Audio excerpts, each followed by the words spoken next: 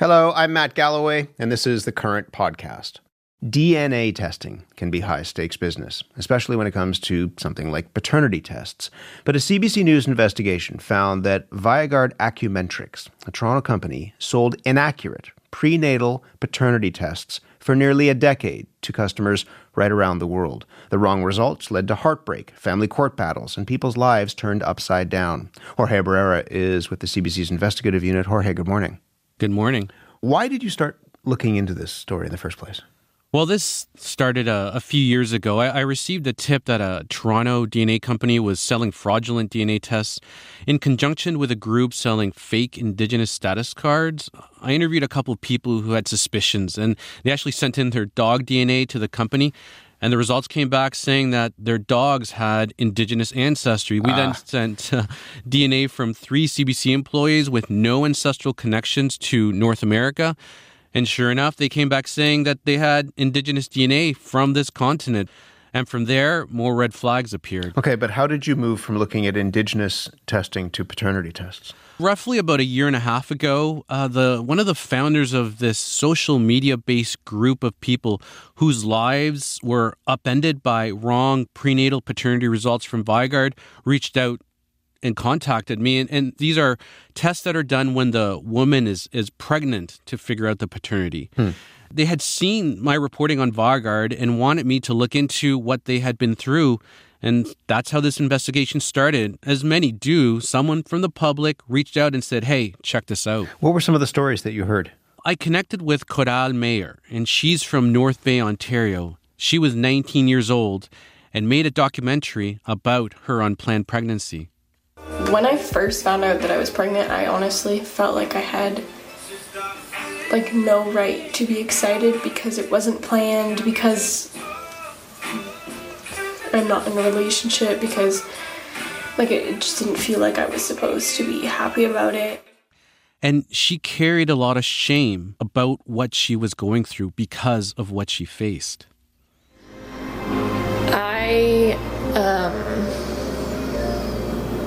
This takes a lot, my hand's shaking. For this documentary, I wanted to be honest. Here's something that is humiliating, although maybe it shouldn't be. We're poking holes in Coral's finger. I don't know the father of my child. Okay, I'm not poking it yet, just give it to me. I'm putting it down on the table. So as you heard her say, she didn't know the paternity of her child.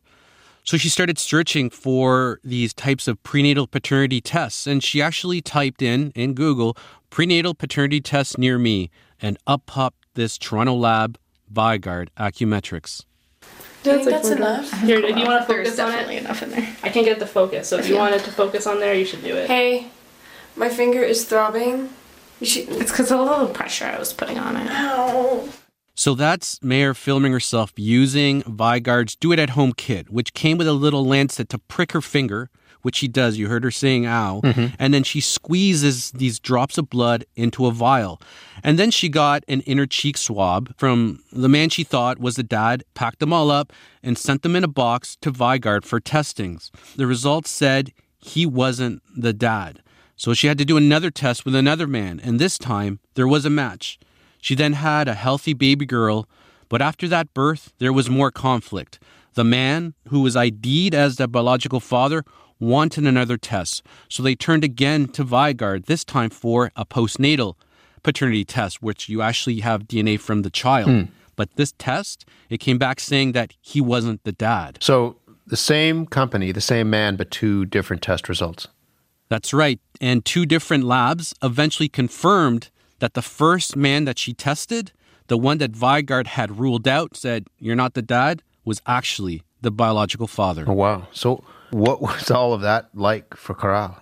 Well, it was devastating for her. She says that she spent a lot of emotional energy trying to include the wrong biological father into her pregnancy. You know when you're just so hysterically upset you laugh? You're just beyond emotion?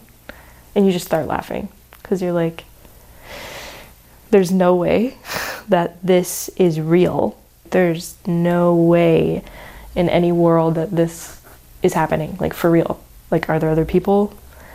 Am I the only one? Like, was it just me that got messed up? She felt loneliness during this pregnancy. And then after, when she finally got these results saying, no, actually, this is a biological father, she says it took a lot of time for the real dad to connect and grow close to his daughter because he had missed a birth in those first few months. Your team also spoke with a mother and son in Atlanta. What was their experience? So this man, John Brennan, was in his early 20s, 21, 22, was living a frat house life with casual encounters, and this one casual encounter turned into something he wasn't expecting. And then a test by one of Vygaard's online companies called Prenatal Paternity Inc. said he was a dad, and it changed his life. As soon as I saw those test results, it was like a line in the sand. Immediately, right then and there, things just changed. My priorities changed, my perspective, my outlook on things changed. Maybe it wasn't the exact reality that I had planned, but it is what it is. This is reality. This is how things are going. And so, I just kind of embraced it. And you're my girl now, and you're going to meet my family. And it wasn't just life-changing for him, but for John Brennan's family as well. This is his mom, Jenny Brennan. We kept all of the cards that everybody gave when the baby was born, the congratulations and everything. These cards also had money in them. So like all of our family members were giving so much money just to help them, get started and everything. Jenny said she was initially thrilled when her son told her he was going to be a dad because this would be her first grandchild. John went out and he bought a new house, bought a new car to get ready to provide. His son was born and became John's world. But things grew strained with the boy's mother. They got into a legal custody battle, and he spent about $20,000 on a lawyer. And so what happened then? Then, in 2017, when the boy was about 8 months old, he got a text message from the boy's mother. She had quietly done a second test, and then she told him he was not the real dad, and that first DNA test was wrong. It was, insanely hard to deal with. I had a hard time with facing the reality. I had a hard time talking to my parents, and I had a hard time telling anybody this. And so you're left in this mysterious, dark place mentally where your whole life just gets changed at the blink of an eye, and you're just kind of left to figure it out from there. So what do we know about how many people received the wrong test results? We know that Vygaard has conducted thousands of these tests over the last 10 years. They started doing these tests in about 2010. We have interviewed dozens of people from across Canada, the US, the UK, Australia, Guatemala. All of them have had their lives impacted by this laboratory's wrong results. Have you been able to learn why or how these tests came up with the incorrect results? Well, it seems it has a lot to do with the methodology. Now, non-invasive prenatal paternity tests use the fetus's DNA found in the mother's blood and matches it with the father's DNA. These are extremely accurate, and they have been widely available commercially since about 2014. But experts say the test requires enough blood from the mother to get the fetal DNA. Dr. Mohammed Akbari is the Director of Research at the Molecular Genetics Laboratory at Women's College Hospital in Toronto. He says you need at least 10 milliliters. That's about 2 teaspoons of a mother's blood for these types of tests.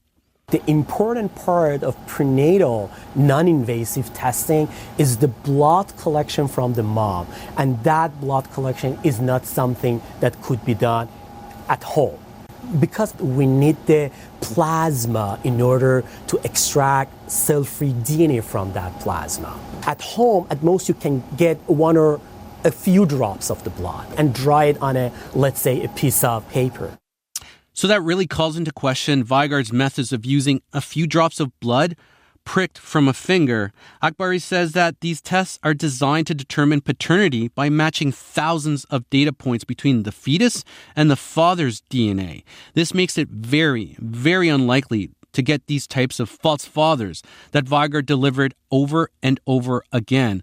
but only if enough blood is used for the test.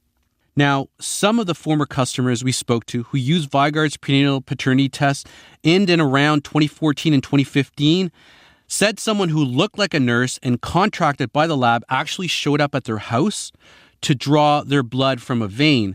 In another instance, and this one from a settled California lawsuit, the customer took Vygaard's test kit to a laboratory for the blood draw. But in this case, in these tests, Vygaard got the answers wrong as well. What do we know about the company that's behind these tests? Well, this company is owned by Harvey Tenenbaum. He also owns the physical building that houses the lab. He leases out space to other businesses and owns a $6.7 million estate north of Toronto. He drives a 2011 black Mercedes sedan and raced thoroughbred horses for years, including one horse that he named Scam. Now, Vygaard is still running a DNA testing business. It sells postnatal paternity testing, the ones where the test is done after the child's birth with the child's DNA and the father's, along with familial DNA testing, bird DNA sexing. It also sells humane mice and rat pest control using bait that sterilizes the rodents. It also runs a bunch of other websites selling things like treatment for foot fungus and even dementia. The investigative team did some undercover work to try to get some answers here. What did you learn through that? So, CBC News producer Rachel Houlihan met with Harvey Tenenbaum and recorded their conversation using a hidden camera. She posed as someone looking to get a paternity test. By this point, the company had already stopped selling the prenatal paternity tests. Tenenbaum admitted to Rachel that he knew his laboratory's prenatal paternity tests couldn't be trusted, that they got the dads wrong. It's an extraordinary admission. But he also blamed his customers for contaminating the samples before they sent them in. And he says that these wrong results led him to stop selling them. But experts say cross-contamination in this form would not get you a false positive because positives depend on all these thousands of DNA data points matching. What were the claims that the company made about the accuracy of its tests? Well, in contrast, this is what Harvey Tenenbaum advertised when it came to the company's prenatal paternity tests. I'd like to briefly talk about one of the most important and sensitive genetic tests that we perform, and that is a paternity test done on a pregnant woman. You can have confidence in the results and in the protocols and procedures we use. We will send you at no cost all the sample collection kit and materials you need to get started, and from then on it's just clinical laboratory work and you're receiving the definitive answer on the question of the paternity of the fetus. He's saying trust our test. He says it's definitive. And it was the same message on their web pages, which claimed the lab ran the test twice with their exclusive and clinically precise technology. What did the company's owner say about the concerns that these customers are raising? We did take the concerns of Vygaard's botched test victims to Tenenbaum himself. After numerous attempts for an interview, we went and met up with him as he walked out of his lab. He responded saying, it's not a problem with the tests. It's how people collect the samples at home. He also said he stopped offering them because of a rise in price of a testing substance, not because they got results wrong, which is different from what he said to Rachel Houlihan when she was posing as a potential customer. What are the regulations that are in place to protect people in Canada from these sorts of faulty tests? Well, there really are no regulations specifically for commercial DNA labs like these. You don't need a license to set one up and start selling paternity tests. And these tests operate within the cracks of Canada's patchwork of regulations, siloed between professional bodies, customer protection agencies, federal and provincial agencies and departments. You know that the Standards Council of Canada revoked Vygaard's accreditation.